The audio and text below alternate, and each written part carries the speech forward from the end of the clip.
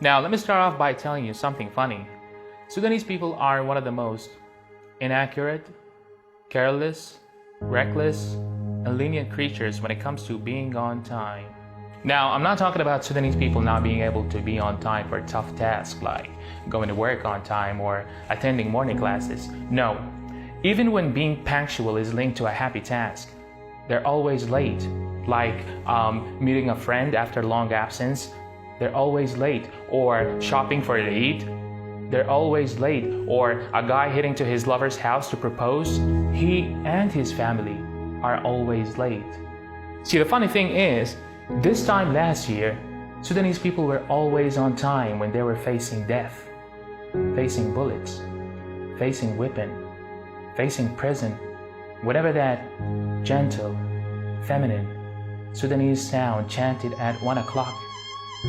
They were always on time.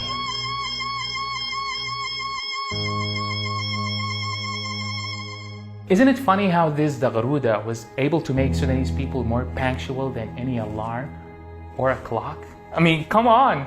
Hey Snoopy, you might want to set this Dagharuda as your alarm ringtone. I mean, you may not wake up smiling, but you'll definitely wake up on time. No, but seriously, isn't it funny that we can't make it on time for a dinner party, yet we were extremely punctual for a revolution? But actually, when you think about it, it makes perfect sense, because this revolution is not like the ones before. It has something to do with politics, but everything to do with social fabric. Because even though some of the people who went out to the street and revolutionized against the past regime were unfortunate, but not the majority. The majority went out for justice, freedom, peace. They went out to say no to humility, deception, and false virtues. And they showed the whole world through 4 months of stubborn, steady, and persistent pace of non-violent movements what Sudanese people can do when they're united. And the whole world knew what Sudanese people were made of and saw the nobility of our cause, except for the past regime. See, the past regime thought that we only went out for bread, so they made more bread and made it cheaper. But we were still in the streets. They thought we only went out for lack of cash, so they printed more banknotes.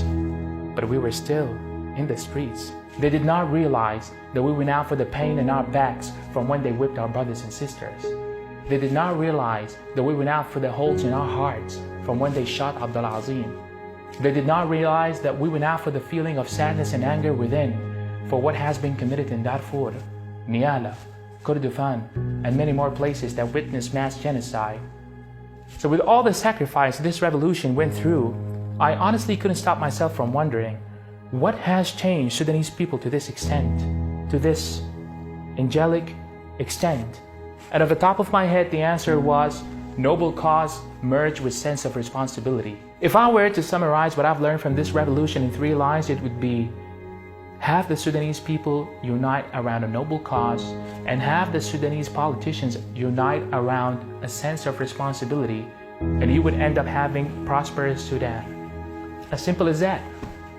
Because the people who sacrificed their lives for ours have fostered these 2 components, and based on which they have bent over and paved the way that will take us to dignity with our heads held up.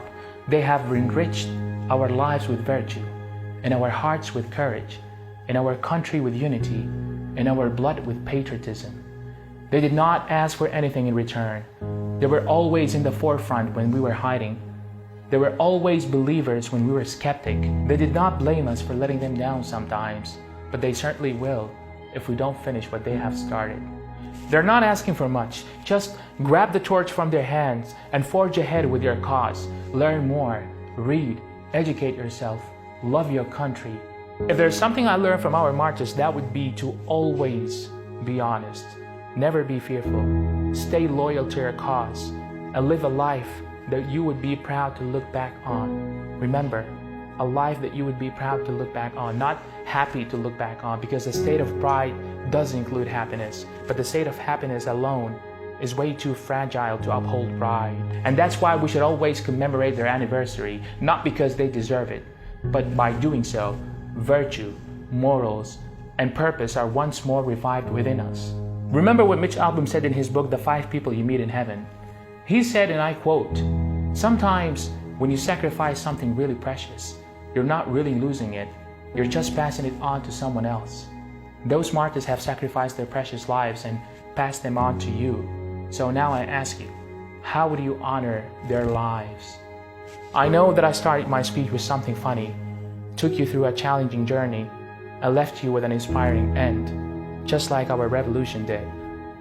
So stay strong, stay loyal to your cause, take a break, but always come back, because we need you. May Allah have mercy on our shuhada.